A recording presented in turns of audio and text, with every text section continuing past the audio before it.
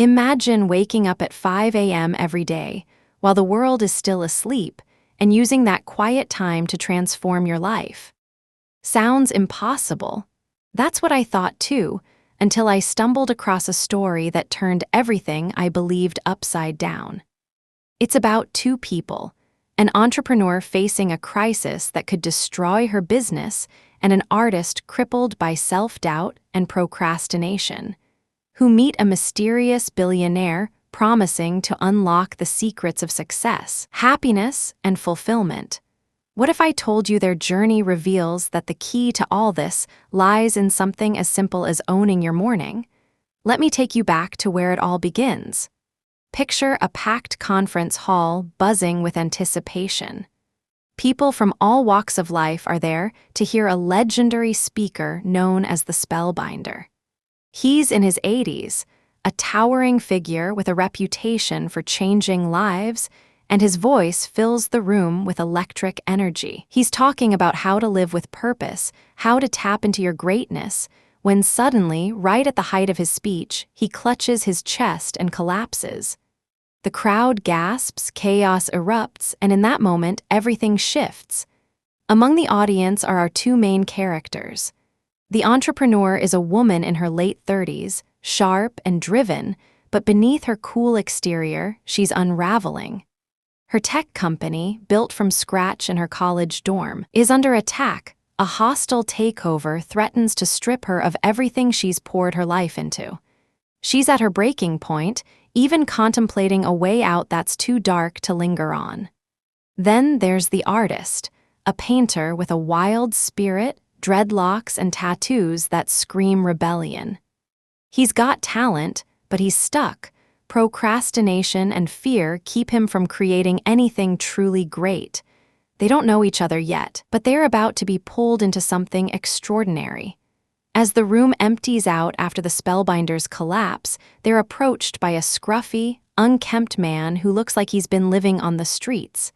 His clothes are tattered, his beard wild, but there's a glint in his eye and a massive, expensive watch on his wrist that doesn't fit the picture. He plops down next to them and starts talking like he's known them forever. "Did you like the seminar?" he asks with a burp, grinning like a kid. They're skeptical, calling him a crackpot under their breath, but he claims he's a billionaire who owes his fortune to the Spellbinder's teachings. And then he drops a bombshell. He's got a private jet waiting and invites them to join him on a journey to learn the real secrets of the 5 a.m. club. At first, they think he's delusional. A billionaire dressed like a homeless guy, a jet on a runway. But there's something about him, his confidence, his warmth that hooks them. What do they have to lose? The entrepreneur's business is crumbling, the artist's creativity is stalled.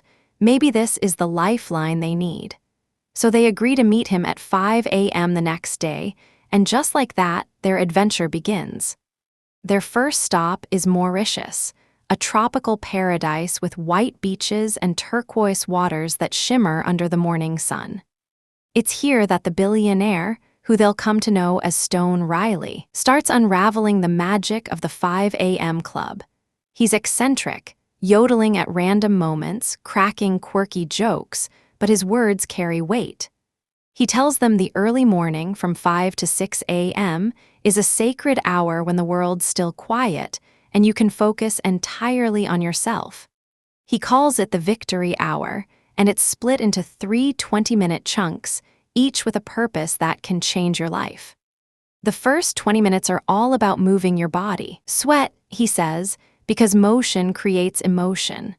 A brisk walk, some yoga, or a full-on workout, whatever gets your heart pumping.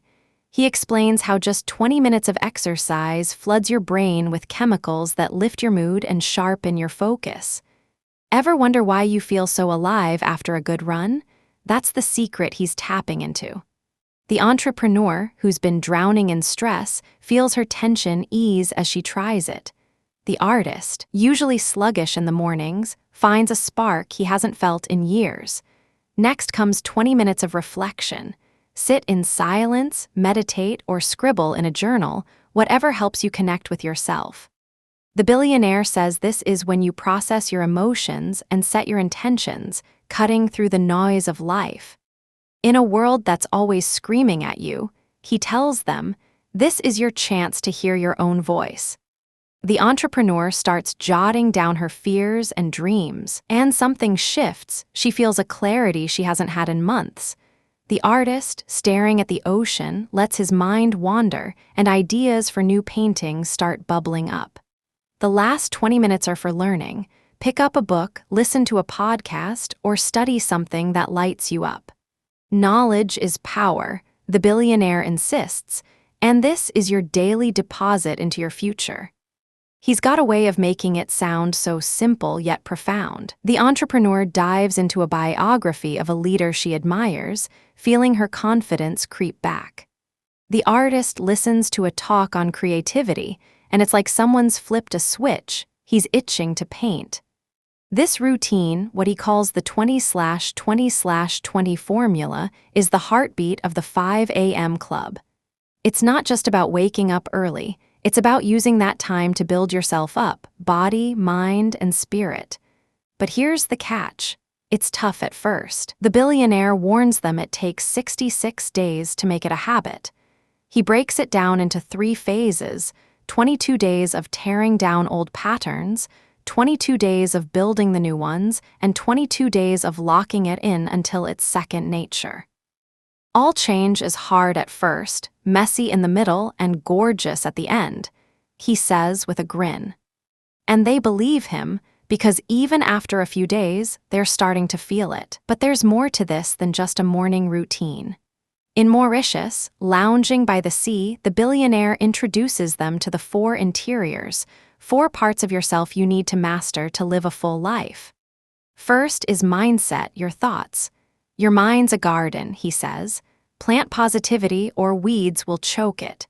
Then there's heart set, your emotions, learning to feel gratitude and love instead of resentment. Health set is your body. Fuel it right, move it daily, and it'll carry you far. And soul set is your spirit, that deeper connection to something bigger. He tells them the 20/20/20 formula strengthens all 4, like tuning an instrument to play a perfect song. The entrepreneur's skeptical side kicks in. Can this really fix her crumbling business? The artist wonders if it'll unblock his creativity for good. But as they stick with it, they notice changes. She's sharper at work, making decisions with a calm she didn't know she had. He's painting again, bold strokes replacing timid sketches. The billionaire's onto something, and they're hooked. Next, they jet off to Rome, a city dripping with history and art. The streets hum with life, and the billionaire's in his element, weaving through galleries and ancient ruins. Here, he digs into how to make this 5 a.m. habit stick and take it to the next level. He talks about the habit installation protocol, those 66 days again, and how consistency is the key. It's not sexy, he admits, but it's the bridge between wishing and doing. He's got this gravelly voice that makes you lean in, even when he's yodeling mid-sentence. He also shares some tricks he calls the 10 tactics of lifelong genius. One's the tight bubble of total focus, shutting out distractions to dive deep into your work. Another's the 90/90/1 rule. Spend the first 90 minutes of your day, for 90 days, on the one thing that'll skyrocket your goals. Then there's the 60/10 method. Work hard for 60 minutes, rest for 10, and repeat. He rattles them off like a magician pulling rabbits from a hat, and the entrepreneur's scribbling notes like her life depends on it. She's thinking about her team, her deadlines. Could this be the edge she needs? The artist, meanwhile, sees a way to finally finish his canvases instead of abandoning them halfway. Rome's beauty hits them hard. The billionaire points to the sculptures and paintings, saying, "Surround yourself with greatness and it rubs off on you." They wander through galleries, and the artist feels a fire ignite. He wants to create something that lasts. The entrepreneur, usually all business, softens a bit, imagining a life beyond spreadsheets. There's a moment where they're sipping espresso outside a cafe, watching the world go by, and the billionaire says, "Life's too short to play small. You've got to go all in." It sticks with them. But the real gut punch comes in South Africa on Robin Island. The chopper ride over is tense, wind whipping, rain starting as they land near where Nelson Mandela spent 18 brutal years in a tiny cell. The billionaire's quieter here, his usual quirks subdued. They tour the prison with a guide who knew Mandela, a gruff man with stories that hit like a freight train. He shows them the cell, concrete floor, no bed, just a thin blanket and a small table. Mandela dug graves in the limestone quarry, had his eyesight ruined by the glare, and once lay in a pit while guards urinated on him. Yet he came out forgiving them all. Standing there, the entrepreneur feels her own struggles shrink. Her business woes? Tough, but nothing like this. The artist's eyes well up, thinking of Mandela's resilience, how he turned suffering into strength. The billionaire finally speaks, voice low. "We all have our Robin Islands. The question is, do you let them break you or build you?" Then, in a twist that floors them, the helicopter pilot steps out, pulls off his helmet, and it's the Spellbinder. Alive, grinning, and part of this all along. He gathers them in the cell and pulls out a diagram called the heroic human circle, virtues like courage, compassion, and integrity. "This," he says, "is what makes a hero, and you don't need a title to be one.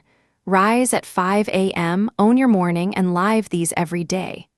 His voice cracks with emotion, and they feel it, the weight of Mandela's legacy, the call to step up. The billionaire yodels softly, breaking the tension, and they laugh, holding hands in a circle, promising to keep this going. 5 years later, the entrepreneur's a powerhouse. Her company's thriving, and she's found peace gardening and helping at a shelter. The artist's a celebrated painter, vegan now, and yodeling on Wednesdays.